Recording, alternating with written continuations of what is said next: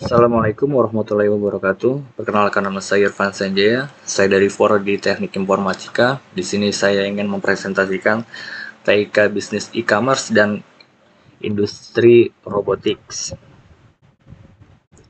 TIK dalam bisnis e-commerce. E-commerce elektronik secara definisi perdagangan elektronik atau e-commerce adalah penyebaran, penjualan, pembelian, pemasaran barang dan jasa yang mengandalkan sistem elektronik seperti internet, televisi, atau jaringan komputer lainnya. Manfaat e-commerce yaitu biaya rendah.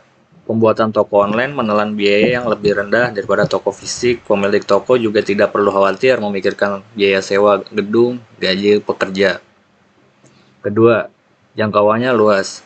Tidak seperti toko konvensional yang hanya menyasar target audiens lokal atau daerah tertentu saja. Jangkauan e-commerce adalah luas.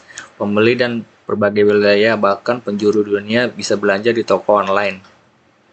Yang ketiga, bisa buka 24 jam. Memang toko fisik juga bisa beroperasi selama 24 jam penuh. Namun hal ini akan membutuhkan biaya operasional yang lebih besar. Jika menggunakan toko online, toko bisa tetap buka selama 24 jam dan pembeli bisa mengakses toko kapan saja. Yang keempat, transaksi dan pengiriman barang lebih mudah. Kini metode pengiriman barang dan pembayaran semakin banyak dan real time. Dengan banyaknya pilihan metode pembayaran elektronik, transaksi di e-commerce adalah semakin mudah. Nomor kelima yaitu tidak perlu menstok barang. Yang dimana dalam industri e-commerce, seorang yang dapat menjadi dropshipper. Dropshipper adalah perantara penjual dari barang atau jasa. Seorang dropshipper bertugas untuk menawarkan produk dan tidak perlu memiliki stok barang. Yang keenam yaitu bisa mempelajari behavior pelanggan, yaitu mempelajari kebiasaan pelanggan untuk kita menjadi analisa di bisnis kita sendiri. Penerapan e-commerce di Indonesia yaitu contohnya e-commerce B2B.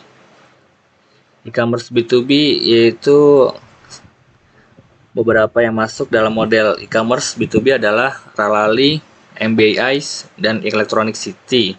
Contoh e-commerce B2C, beberapa marketplace, contohnya yaitu Bibli, Lazada, maupun Gramedia. Contoh ketiga yaitu e-commerce B2A. Contoh ini yaitu meliputi Clue dan Axela, membantu pemerintah dan perusahaan menyedia software. Yang keempat yaitu customer to be. C2B.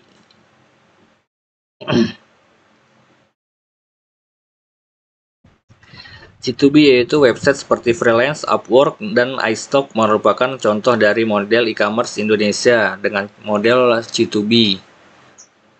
Yaitu yang ke 1, 2, 3. Yang kelima yaitu C2C. Yaitu contohnya dari model e-commerce OLX, Tokopedia, Shopee, dan masih banyak lagi.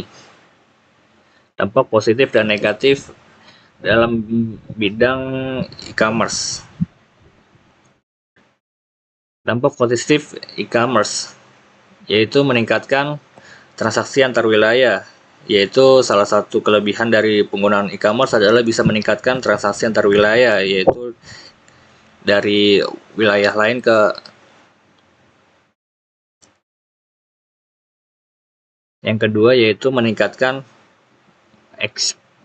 market expose. Transaksi jual beli e-commerce ini bisa dilakukan dari mana saja tanpa adanya batasan wilayah. Yang ketiga, tidak membutuhkan toko fisik, yaitu pemilik tidak perlu memerlukan toko fisik karena sudah bisa mengakses jual beli di e-commerce.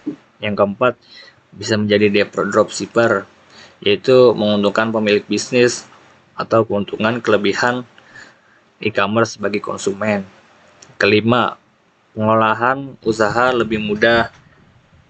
Satu lagi, kelebihan e-commerce adalah memudahkan dalam pengolahan usaha. Anda tidak pusing tentang bagaimana proses transaksi dan pengiriman. Dan yaitu dampak negatif e-commerce.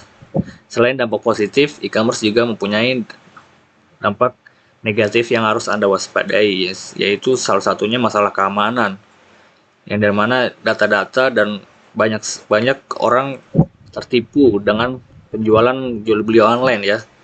Hati-hati karena masih banyak yang namanya kita jual beli online itu kita tidak menemukan langsung ke fisiknya.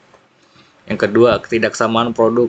Di sini banyak banget nih yang banyak ketidaksamaan produk yang sering kita jumpai, yang dimana fotonya bagus di e-commerce tapi pas datang tidak sesuai dengan produk yang ada di e-commerce.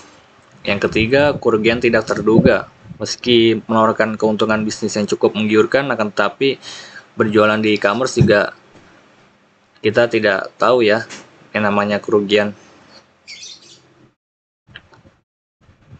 Selanjutnya saya ingin mempresentasikan TIK dalam bidang industri robotik. Robotik berasal dari kata robot, yaitu perangkat lunak yang diprogram untuk melakukan tugas secara otomatis. Biasanya dilakukan manusia. Dengan kata lain, robotik adalah ilmu berhubungan dengan perancangan dan pembuatan robot. Penerapan robotik.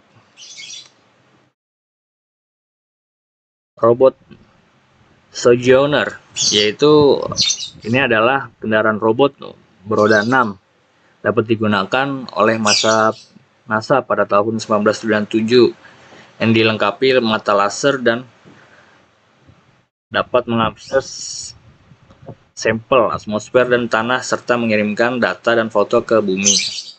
Yang kedua, robot Pico, yaitu robot terapis yang dimana bisa membantu anak-anak yang memiliki masalah emosional. Yang ketiga, yaitu robot Ruby. Di sini yaitu robot Ruby bisa journaling time, yang itu seperti alarm lah fungsi dari robot Ruby ini. Yang dimana kita lagi makan atau minum obat yang lupa bisa dijadwalkan. Yang ketiga, yaitu robot Riba yang diciptakan perawat pasien dari kursi roda, yaitu seperti mengangkat beban yang begitu berat. Yang terakhir, yaitu dampak positif dan dampak negatif dari robotik. Dampak positif yaitu saya ingin menjelaskan dampak positif robotik, yaitu bisa dapat membantu meringankan pekerjaan manusia. Yang pertama, yang kedua, robotik tidak perlu memiliki rasa bosan. Yang ketiga, robot juga mudah dan cepat dalam perbaikan. Tidak hal dengan kayak manusia yang membutuhkan waktu yang sangat lama. Yang keempat, yaitu robot bisa dibuat sebesar dan seperti apapun yang kita inginkan dalam bentuk apapun. Yang kelima, di industri robot adalah pekerja ikhlas yang tidak mengenal emosional dan rasa mengeluh.